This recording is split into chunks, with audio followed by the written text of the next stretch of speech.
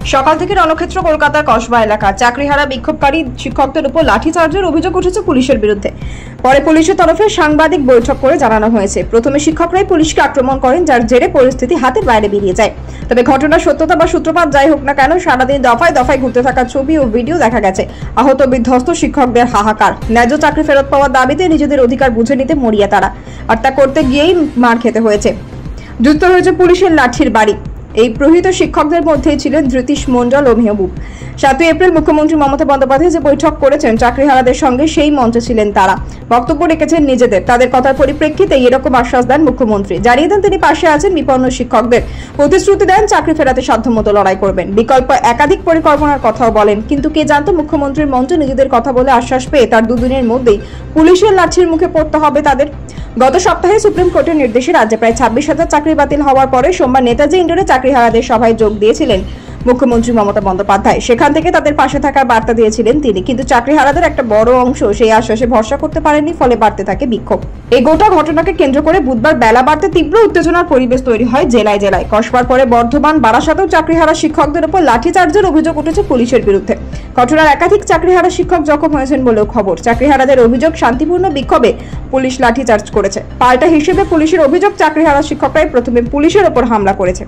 এই পরিস্থিতির জন্য রাজ্য সরকার তথা মুখ্যমন্ত্রী মমতা বন্দ্যোপাধ্যায়কেই দায়ী করেছেন চাকরিহারারা। তাদের সাব বক্তব্য, শাসক দলের একাংশ নেতা চাকরি বিক্রি করলো, সে কারণে সরকার যোগ্য অযোগ্য বাছাই করলো না, যার খেসারত দিতে হলো তাদের। পুলিশের লাঠিচার্জ নিয়েও বড় প্রশ্ন তুলেছেন তারা। তাদের কথায় পুলিশ দিয়ে মুখ বন্ধের চেষ্টা করা হচ্ছে। প্রতিবাদ আর বৃহত্তর আন্দোলন সংগঠিত করারও হুঁশিয়ারি দিয়েছেন তারা। রামনবমীর দিন 6 এপ্রিল দেশের ইতিহাসে যুক্ত হলো এক নতুন অধ্যায়। তামিলনাড়ুর পাম্বান চ্যানেলের উপর উদ্বোধন হলো ভারতের প্রথম ভার্টিক্যাল লিফট রেল সেতু। প্রধানমন্ত্রী নরেন্দ্র মোদী ভার্চুয়ালি উদ্বোধন করেন সেই সেতু, যা মঞ্জপাম শহর থেকে রামেশ্বরম দ্বীপকে যুক্ত করেছে আধুনিক প্রযুক্তির সাহায্যে। স্থানে আগেই ছিল এক ঐতিহাসিক রেল সেতু। 1914 সালে তৈরি পুরনো পাম্বান ব্রিজ, যা একসময় ভারতের মূল ভূখণ্ডকে শ্রীলঙ্কা পর্যন্ত সংযুক্ত করেছিল। কিন্তু সময়ের সঙ্গে সঙ্গে ক্ষয়ে যাওয়া ওই সেতু এখন আর উপযোগী ছিল না। তাই 2019 সালে শুরু হয় সেই সেতু তৈরির কাজ। সমুদ্রের প্রতিকূল পরিবেশ, ঝড়, স্রোত এবং ভূকম্পন প্রতিরোধে উন্নত প্রযুক্তি ব্যবহার করা হয়েছে। নতুন ব্রিজটি প্রায় 2 কিলোমিটার দীর্ঘ, যার বিশেষত্ব মাঝখানের 72.5 মিটার লিফটিং সেকশন। এই অংশটি 17 মিটার পর্যন্ত উপরে তোলা যায়, যাতে বিশাল জাহাজ অনায়াসে নিচ দিয়ে যেতে পারে। সমুদ্র ও রেল পথের এমন নিখুঁত সমন্বয় ভারতের আগে কখন দেখেনি। স্টেনলেস স্টিল, বিশেষ প্রলেপ এবং টেকসই উপাদানে তৈরি এই ব্রিজ শতাব্দীকাল স্থায়ী থাকবে বলেই দাবি নির্মাতাদের।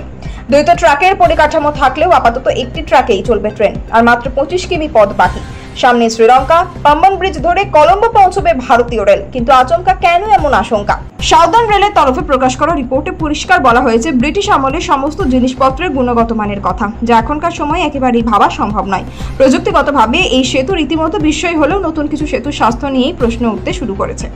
1988 সাল পর্যন্ত এই সেতুটি তামিলনাড়ুর মূল ভূখণ্ডের সঙ্গে রামেশ্বরমকে সংযুক্ত রাখার একমাত্র পথ ছিল। জানা যায়, সমুদ্রের মাঝে জাহাজ পারাপারের জন্য এই সেতুর মাঝ বরাবর কিছুটা অংশ একে অপরের থেকে বিচ্ছিন্ন হয়ে যেতে পারত। জাহাজ পারাপারের পর সেটি আবার জুড়ে যেত, তারপরে সেই লাইন দিয়ে রেল চলাচল করত। 2018 সাল থেকে মেরামতির কারণে সেতুতে রেল চলাচল বন্ধ থাকে। 2019 সাল থেকে ফের তাতে রেল চলাচল শুরু হয়। নতুন করে এই সেতু নির্মাণের কাজ শুরু হয়েছিল। 104 বছরের পুরনো সেতুর পরিবর্তে তৈরি হওয়া এই অত্যাধুনিক ব্রিজটি 2 কিলোমিটার লম্বা। ছোট বা মাঝারি আকারের জাহাজ ওই পথে গেলে রেলপথ নিজে থেকে উঠে যায়। বর্তমানে রামেশ্বরমের সঙ্গে দক্ষিণ ভারতের সংযোগ স্থাপন করেছে এই সেতু। বুধবার সকাল থেকেই উত্তপ্ত রাজ্যের বেশ কিছু এলাকা। রণক্ষেত্র চেহারা নেয় কসবার ডিআই অফিস চত্বর। অভিযোগ, ঘটনায় জখম হন 6 পুলিশ কর্মী। এই পরিস্থিতিতে শিক্ষকদের বার্তা দিতে সাংবাদিক বৈঠক করে মুখ্য সচিব মনোজ পন্থ। তার বক্তব্য, মুখ্যমন্ত্রী ভরসা দিয়েছিলেন 7 তারিখে চাকরিহারাদের পাশে আছেন। আমরা তাদের পাশে থাকার সমস্ত রকম চেষ্টা করছি, ব্যবস্থা করছি। তা সত্ত্বেও কারো প্ররোচনায় হোক বা কিছু এমন ঘটনা ঘটেছে, এটা বাঞ্ছনীয় নয়। শিক্ষকদের পাশে রয়েছে সরকার, এটা আশ্বাস দিয়ে তিনি শীর্ষ আদালতে রিভিউ পিটিশন দাখিল করার কথা ঘোষণা করেন। জানিয়ে দেন সেই কাজ চলছে, আইনানুগভাবে এগোনো হচ্ছে। পিটিশনটি দাখিল করা হবে খুব শীঘ্রই। এই প্রক্রিয়াকালে সকলকে শান্ত থাকার বার্তা দেন তিনি। পন্থ বলেন, আমরা একটা পিটিশন সুপ্রিম কোর্টে ফাইল করেছি, যেখানে আমরা বলেছি কাজ কেন চালিয়ে যেতে পারেন সকলে। রিভিউ পিটিশনের জন্য যাচ্ছি, আইনত যা বিষয়বস্তু আছে তা বিবেচনা করা হচ্ছে। আমরা রিভিউ পিটিশন দাখিল করব, যার মধ্যে রয়েছে সেটা বাঞ্ছনীয় নয়।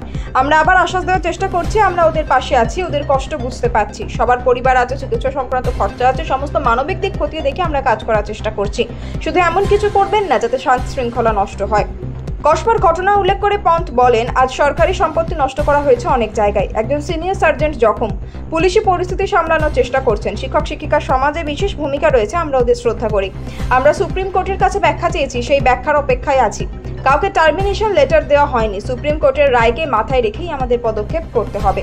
আর এটাতে কারো কোনো লাভ হচ্ছে না, কারো উস্কানিতে যেন আমরা না যাই। আইন হাতে নেওয়া উচিত নয় কোনোভাবেই। বক্তব্যের শেষে তিনি ফের মনে করিয়ে দেন, সরকার সকলের পাশে আছে।